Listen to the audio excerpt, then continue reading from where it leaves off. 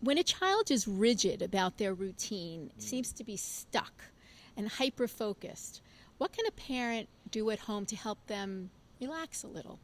So this is a great question. What we're talking about is more of the metal temperament. There's a child who's very precise and likes order and wants everything a certain way.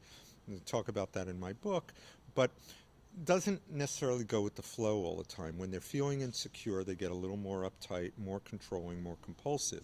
So the metal child, to orient yourself, if you have a metal child, metal is here. Their gift is grace, perfection of form, but it can be too much, and then they become hyper-focused and perfectionistic. So the two legs are wood and fire. Those are the two legs they stand on. So in looking at the ground floor, it's about learning to play. That's fire. Lightening it up, getting a sense of humor. You want to get them to, the goal is to get them to be able to laugh at the situation, eventually to laugh at themselves, at the absurdity of what's going on. And when you can get them to laugh at themselves, you've essentially cured them. But it takes challenge because they're very self-critical, so you don't want to laugh at them. But you want to start lightening things up using humor and play. Play is the way kids learn. And so we want to develop play skills to lighten things up because they get very heavy very fast.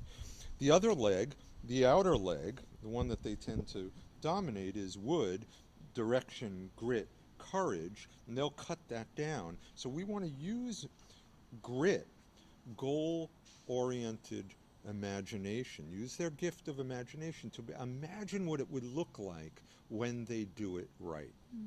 And really open up their heart to imagining how good it will look, because they're in a negative spot. That's the rigidity.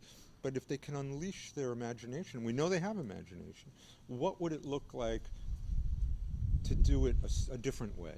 Because the biggest problem with metal kids is they narrow their view and they lose the choices. So we want to open up direction so they see, well, what about this way, and this way? Opening up choices rather than just one way, right? And that it's practice. These are skills that just need to be practiced every day or every week to build on, right? Great.